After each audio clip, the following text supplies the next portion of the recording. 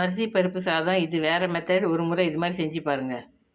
இதுக்கு வந்து காரத்துக்கு தேவையான பச்சை மிளகா, வெங்காயம், பூண்டு கொஞ்சம் அதிகமாகவே எடுத்துக்கலாம். தக்காளி நல்லா கட் பண்ணது, ஒரே ஒரு சுருள் பட்டை, அதாவது ஒரு ரவுண்டு வர அளவுக்கு 1 இன்ச்சு சுருள் பட்டையும், ஒரே ஒரு பிரிஞ்சி இலை, இதுதான் போட்டு தாளிக்கணும்.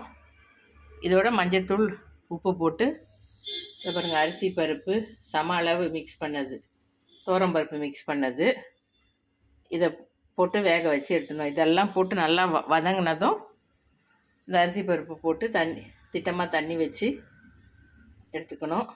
ரொம்ப சூப்பராக இருக்கும். இந்த மாதிரி மெத்தட் அரிசி பருப்பு சாதம் ஒரு தடவை செஞ்சு பாருங்கள். ஒரே ஒரு சுருள் பட்டை, ஒரே ஒரு பிரிஞ்சி இலை, இதான் தாளிக்கிறதுக்கு. கொஞ்சமாக நெய், கடலை எண்ணெய் ஊற்றிக்கிட்டேன்.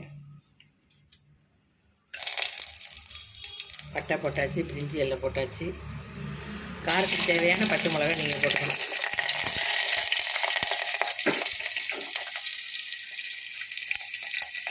பூண்டு,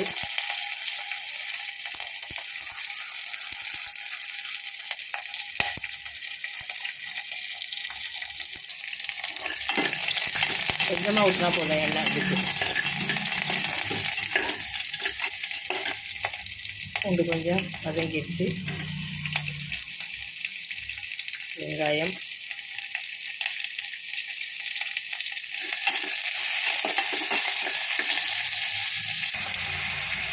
கருவேப்பிலை,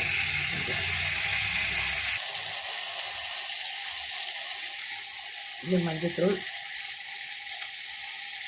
போட்டு எல்லாம் நல்லா வதங்கிடுச்சு. இப்போ அரிசி பருப்பு கொட்டி வேண்டிய அளவு தண்ணி வச்சுக்கலாம். கொஞ்சம் தாராளமாக கூட வச்சுக்கலாம், ஒன்றும் பிரச்சனை இல்லை. பாருங்கள், சூப்பர் அரிசி பருப்பு சாதம் ரெடி. கொத்தமல்லி தூவி ஒரு கிளறி சாப்பிட வேண்டியது தான். ரொம்ப டேஸ்ட்டாக நல்லாயிருக்கும். நீங்கள் சாப்பிட்டு பாருங்கள்.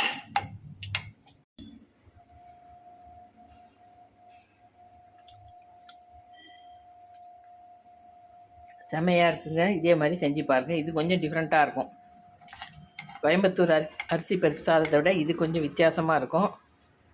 கோயம்புத்தூர் சாதத்தில் வந்து நம்ம கடுகு, உளுத்தம்பருப்புலாம் தான் தாளிப்போம். அது வந்து சாம்பார் வச்ச மாதிரி தான் இருக்கும். இது பட்டை போட்டு செய்கிறதுனால கொஞ்சம் டிஃப்ரெண்ட் டேஸ்ட்டாக நல்லாயிருக்கும். ட்ரை பண்ணி பாருங்கள்.